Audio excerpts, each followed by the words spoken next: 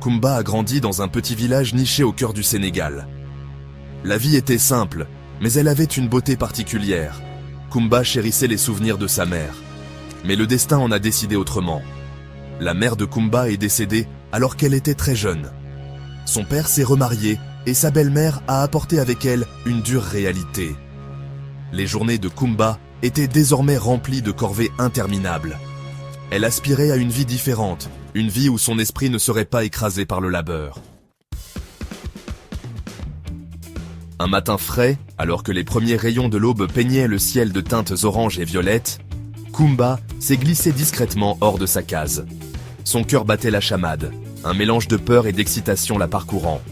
Avec seulement un petit paquet de vêtements et le cœur rempli d'espoir, elle s'est lancée dans son voyage vers Dakar. Le voyage a été long et pénible. Le soleil de plomb lui brûlait la peau alors qu'elle marchait, la poussière de la route s'accrochant à elle.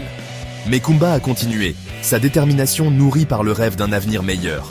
Elle a fait du stop sur des camions de passage, partageant histoires et rires avec des inconnus qui, l'espace d'un instant, sont devenus ses compagnons sur ce chemin incertain. La ville animée de Dakar contrastait fortement avec la tranquillité de son village.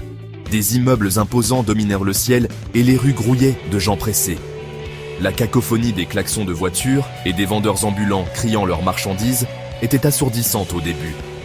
La ville, bien que prometteuse d'opportunités, présentait également un paysage intimidant et inconnu. Trouver un logement et du travail à Dakar s'est avéré plus difficile que Kumba ne l'avait imaginé.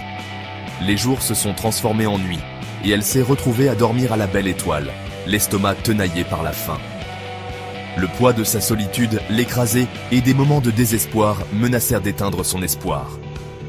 Mais Kumba refusait de baisser les bras. Elle était venue trop loin pour faire demi-tour maintenant. Un soir, alors que Kumba errait dans les rues labyrinthiques de Dakar, le cœur lourd de désespoir, elle a rencontré un vieil homme au grand cœur nommé Babacar.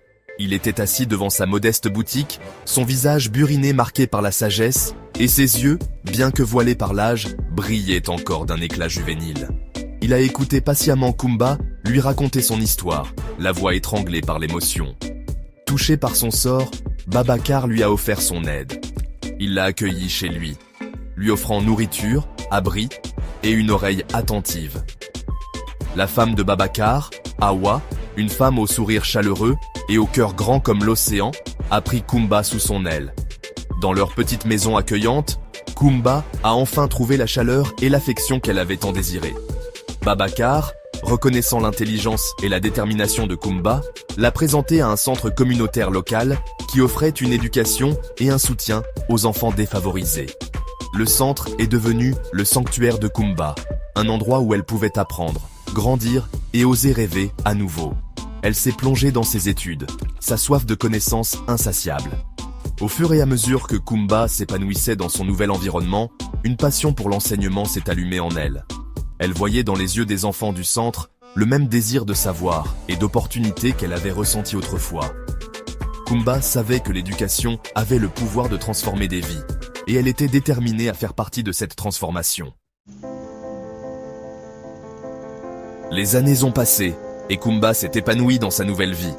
Elle a excellé dans ses études, et, avec le soutien indéfectible de Babacar et Awa, a réalisé son rêve de devenir enseignante.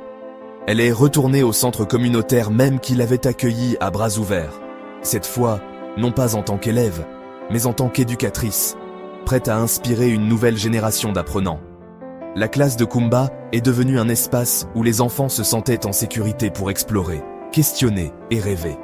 Ses propres expériences lui avaient inculqué une profonde empathie et compréhension, lui permettant de tisser des liens profonds avec ses élèves.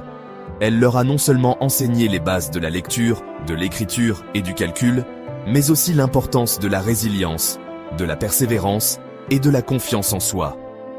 Le parcours de Kumba, d'une jeune fille de village confrontée à des difficultés à une femme émancipée qui allume la flamme du savoir chez les autres, est devenu un témoignage de l'esprit indomptable qui réside en chacun de nous. Son histoire, murmurée de village en village, de ville en ville, a servi de phare d'espoir, rappelant à tous que même face à l'adversité, le courage, la gentillesse et l'éducation ont le pouvoir d'illuminer les chemins les plus sombres et d'ouvrir la voie à un avenir meilleur.